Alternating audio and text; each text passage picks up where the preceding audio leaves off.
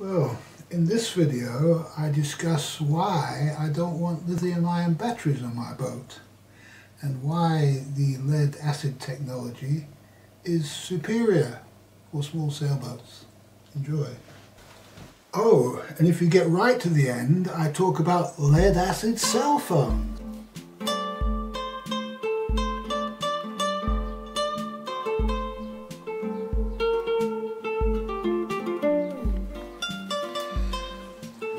Well, I'm just going to report back on this little job because my bolts arrived for quite a long time, but they're here. These are the ones for my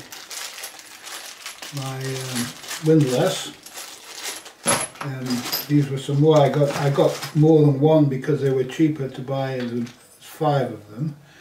And so these should be okay for my emergency tiller application.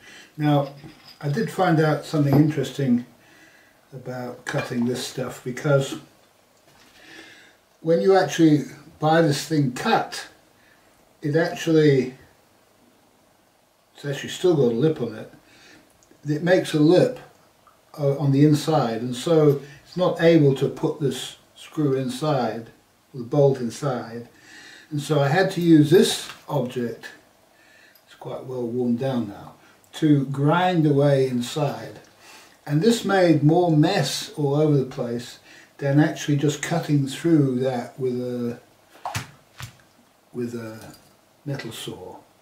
And so the amount of grinding and cutting seemed to be about the same, except that was more fine particles all over the place. This was more coarse particles, so it's probably better to do this. It was much easier to cut through it than it was to clean it up here. And I used this, but I did find out that I could use this to clean up the edges of this so it's not sharp, and so that's good. So I have basically got this and a washer and that. And then that goes on there, it goes between the bow roller, another washer on here, and then the nut. There may well be a few more washers added in to space it out into the middle, so it sits in the middle. So that's my bow roller dealt with, and as you can see, it turns very, very nicely. 2 bearing surfaces now to turn on, and so that's great. That job is now done. These are a useful article, but watch out for your eyes with this, it's very dangerous. Well, today and the last few days I've been researching battery technologies again, just to make sure that I'm on the right track with what I'm doing with this trolling motor, which draws at full power about 60 amps. And so one of the concerns is whether you can do this with a lead acid battery or whether you need a lithium battery. And I've also been researching lithium batteries and the options of making my own lithium battery or buying a low-cost lithium battery, and whether lithium batteries are suitable at all to use environmentally, really.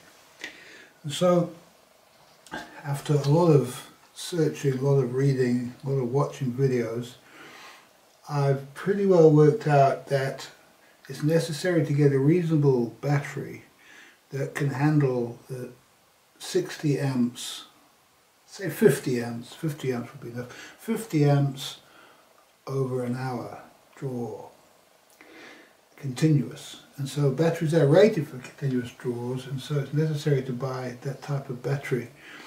Otherwise, the trolling motor is just going to destroy the battery after not so long a period. You know, you'll probably get 2 years out of it, and that'll be a lot. So, just to get those aspects right. Now, the other thing about lead acid and lithiums is that lithiums are not as simple to charge as lead acids. And lead acids are generally balanced quite well to car alternators.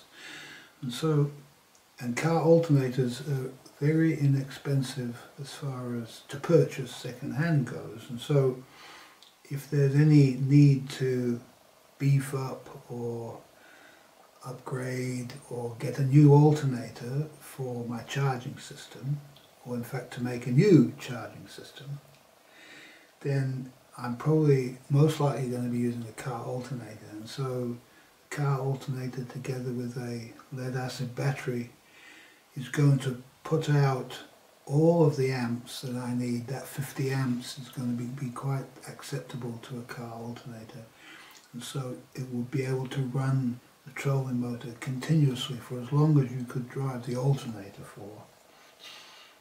And so that's my backup system to try to get the diesel out of my boat, or my expensive or difficult to maintain boat diesel, and also leaking oil and so on, to replace that with a more modern, inexpensive, modern, simple diesel that they sell in vast quantities to the Philippine Islanders for use on their boats. And it's just simply an air-cooled diesel engine. And if you run that air-cooled diesel engine into a car alternator, that can run your trolling motor indefinitely as long as you can run that motor. And it's quite possible to run that motor for maybe 5 or 10 hours. And so you've got quite a lot of distance you can cover in that time. And of course it's just an emergency measure anyway. And it simplifies things. You don't need a hole in the bottom of your boat for your propeller to go through that can leak, and you don't have, wait a minute, many things to consider here.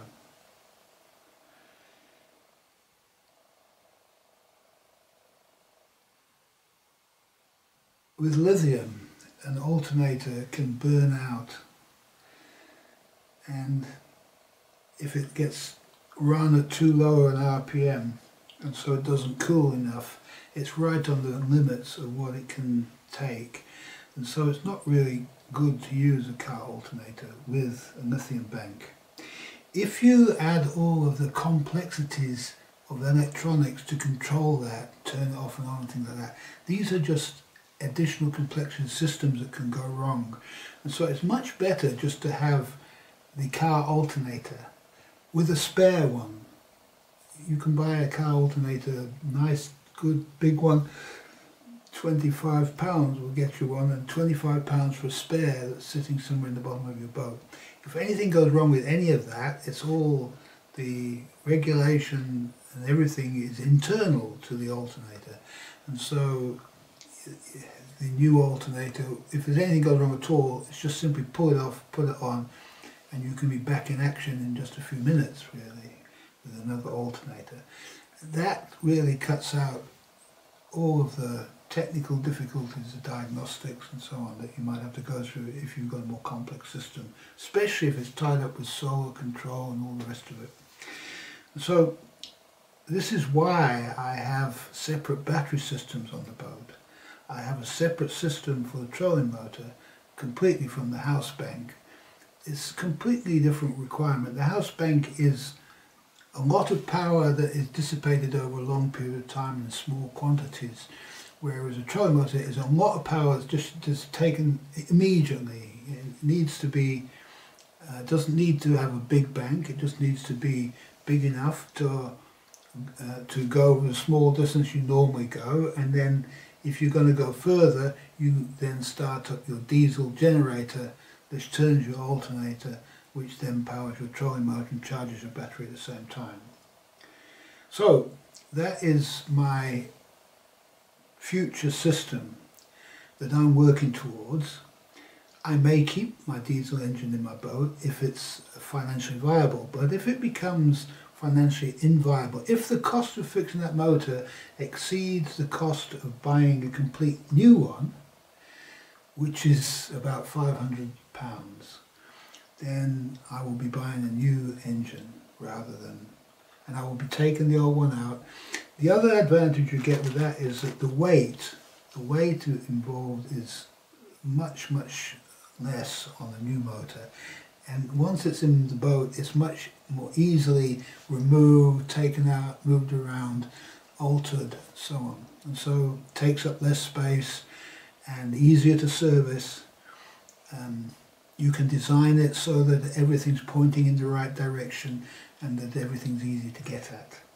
Unlike my existing situation now where my motor is just impossible to deal with. If you even want to just check the oil or start it, you've got to bend over into difficult situations and you can't see what you're doing, and it's just not acceptable really. And so it's very important to get all these things, the overview of what's coming in your head now, so that we don't make any mistakes as we progress and sort of think, well, now we're going to pull the engine out, now we're going to recondition the whole engine, oh now some parts not available, so now we've just spent £1,000 or more and we haven't even got an engine that works anymore. These are the kind of problems that you can hit. This eliminates the gearbox and the linkages and everything. All of that old technology which is going bad in the boat can all be thrown out when going to a generator, alternator, trolling motor solution. And any problem with any of those systems can be fixed by a complete replacement of the trolling motor if it breaks down, of the generator if it breaks down, of the alternator if it breaks down, and of the battery system if it breaks down. And all you got is a few wires in between. That's basically it. And you can charge. It's very easy to arrange that the solar charges in addition to any other charge that's available. And so if you're only using a little bit of trolling power, the batteries can be charged by the solar. That's enough. Just something to be thinking about as we move forward with Tinkerbelle. Now, I just wanted to say something about size, because if you get beyond a certain size boat, you're going to need a bigger motor than what I've got on my boat. And if you go to a bigger motor, you're probably going to end up as a bigger voltage. When you get to a bigger voltage, you now need special charging systems, and everything that I'm doing becomes inviable. It's not viable anymore. And so it's very important to get the overall size right. So what I've done is I've got the biggest 12-volt trolling motor that I can buy, and that's kept my system simple. I only have one big battery, which is half the price of two smaller ones, and I only have simple wiring, and I'm able to use a car alternator because that's what it's designed to charge, that type of battery, the size of battery. And as soon as you change systems, like you go to 24 volts or 36 volts or 48 volts, you've now got problems. And whenever you start to look at different kinds of motors, if you try to buy a motor that's suitable for a sailboat to actually put in place of your diesel engine, you're now starting to look at very large motors in comparison to the trolling motors. And the efficiency losses of these when they go through gearboxes and they go through prop shafts and all this stuff is so great that you're probably only getting like 50% of the power out of the thing anyway at the end of the day. And so this pushes you up into some kind of category which is no longer viable to do what I've talked about in my previous talk. So the overall size of your venture is very important, and I've seen a lot of people when they start looking at solar power and batteries and that, they think, oh, I can put an induction heater on my boat. You know, this is a very, very, very worst thing you could do, anything which produces heat, this is the last thing that you want to do with electricity. You want to try to eliminate heat from the equation. And for me, fridges and cooking and this kind of thing, these are big no-nos.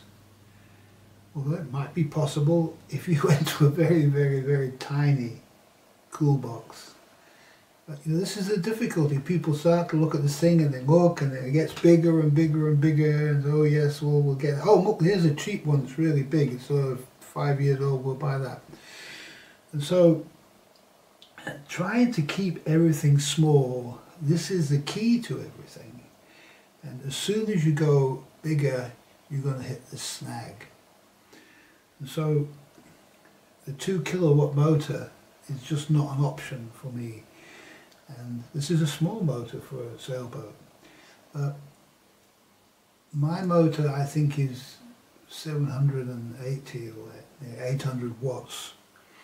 And it's putting out 800 watts in the most effective way it possibly can, in a 12 volt system that's easily chargeable.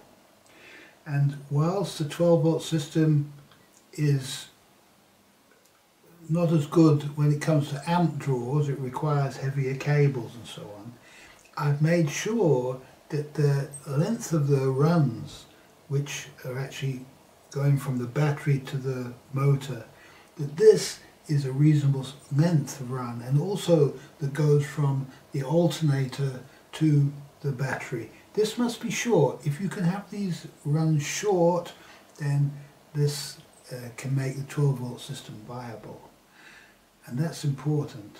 And so my battery system is between the bilge area and the outboard motor bracket at the back. Right in the middle there is my battery location. So I've got the same distance from the trolling motor to the battery as from the alternator to the battery. So it's the same problem, it's no bigger problem. And that's it. You don't need any other heavy wiring other than that, because as long as the amp draw from all of your ancillary equipment isn't that great, well, you can go quite happy with a 20 amp system. So this is the overview that I'm sharing with you, and it's not often talked about, and it's not often talked about in this way, talking about size of sailboats, size of systems, and overall amperages. So that's the important thing, to get that part right. And the mistakes you can make with the smaller parts of a system are not great, because you can rectify those easily. If your fridge is too big, you can sell it and get another one. But if you put too big a battery bank in, or too big a motor in your boat, you know you've got a big problem, because you've got to re-engineer everything. So you've got to move your battery bank or this kind of thing. It's best to get the overall concept of the system right from the start. And it's why I must be researching it to the extent I am. Most people will be getting on with doing all the little jobs that need doing.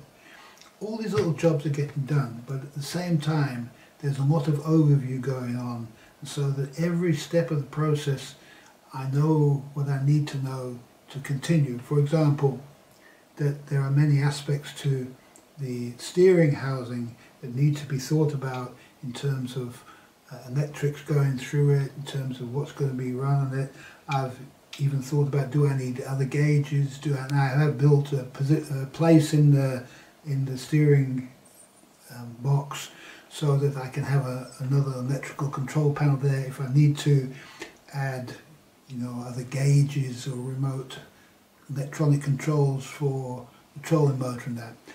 I haven't done that at this stage because it's not necessary to do that until we find out whether we really need it or not. Because at the end of the day, if you've got your trolling motor hooked up and you need to use it and you need to flatten your battery, you're going to do it because you're in the situation to do that, and you're going to do it. It doesn't matter. The main thing is to get out of there, get out of that difficult situation.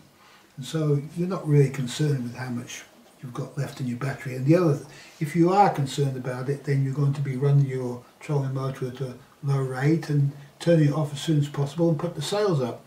And it doesn't matter whether you know what how much voltage you've got in your battery or not, you're still going to have to do that. You're going to have to get to a point where you can put the sails up. And so I've decided that it's not really necessary to have battery monitors for that part of the deal. The trolling motor has a little bit of a battery monitor on it anyway, in terms of lights that illuminate. Not that that's that accurate. And of course you can always throw your multimeter across it if necessary. And so keeping the cost down, keeping the system simple, keeping the wiring to a minimum, and trying to make as nice a boat as we possibly can that does everything that we need. And so my next little job is to work on this system, which is on the tiller, how these connect to the tiller, and I'm still waiting on some knurled nuts which I inadvertently ordered from China. Normally I check to see if something coming from China, and if it is, I don't order it.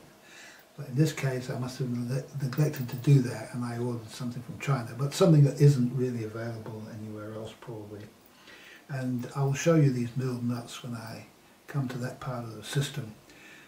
There's obviously a reason why I've got this delay, but I do see that even though it said that these things will only arrive at the end of this month, they're already in England and been handed over to the postal service, so could quite conceivably be here tomorrow or the next day, hopefully. So we'll then be able to continue with the steering job. Thank you. Oh, and there's one thing I failed to mention about the lithium, which has been a big concern to me, and that is the recyclability. And lithium, although it lasts for a long time, eventually the individual cells do pack up and these just get thrown away. And what happens with these is they end up in landfills. See, it's a dog. This is the dog of lithium. It ends up in landfills because the sort of people that buy, what happens to lithium-ion batteries is they get bought by sellers on eBay who dismantle them and sell the individual cells, and they'll measure the cells whether they're good or whether they're bad, and the bad ones they just throw away, and the good ones they'll sell, and the not so good ones they'll also sell. So when you're buying these things, you don't really know what you're getting when you buy lithium cells on the internet. And what happens, they invariably end up in landfills. The thing about lead acid batteries is they're 95% recycled. That's the figure as it stands now. Because lead acid batteries, people like to get rid of them, they don't know what to do with them, you can't just throw them anyway, so they generally take them to garages and give them away. And then these garages then get a small amount for passing them on to battery people, and the battery people get a lot of good lead for not a lot of money, and they can melt this down and make more batteries out of them. And so the technology is very recyclable, and there's no real need in a sailboat to have a small light battery bank. In fact, it probably is a benefit to have a heavy battery bank in the right place in your boat, as it gives you a bit more ballast. People would argue that one. And so all I'm just saying is it's not like cell phones where, you know, you've got to have the light battery, otherwise it just doesn't work. You couldn't have a brick. They used to have brick cell phones. It wouldn't work if you had a lead acid cell phone. It just wouldn't work. It would work, but it would be too heavy. With a sailboat, it's not that important. It is important with a little dinghy, and so I'm going to see how I get on with my 10 amp hour lead acid battery, and if this does a job, well, I'll report back. If it doesn't, then, you know, if there's one application that might take a lithium battery, it might well be that little system there. But at the moment I have my starter battery for it, and I could easily take that battery out of the inside of that and replace it with a similar lithium ion battery. It's a standard size, and so it's easy to replace with a modern technology if it's necessary, and it may well not be, and so we'll just have to see. It probably would be if I wanted to use my big trolling motor on it, but because I have the small 18-pound thrust dinghy motor, probably be okay on the 10 amp hour battery, lead acid battery. So recyclability, it's an important aspect, and I need to be in tune with nature, and I don't feel that the lithium ion technology is that. For one thing, it's at the complete opposite end of the periodic table to lead, and I'm very suspicious of things like that. And so lead is at the end of the radioactive cycle, and lithium is at the beginning of the radioactive cycle, the creative aspect, and I'm just a little bit uncomfortable with that type of a product ending up in the environment. That's all. I just feel that lithium in the environment would be a lot worse than lead somehow. And we know what lead has proved to be in the environment. It's been a very dangerous substance. Fortunately, lead acid batteries are recycled, made into other batteries, and so I like that idea that my batteries one day will just become other people's batteries. Thank you.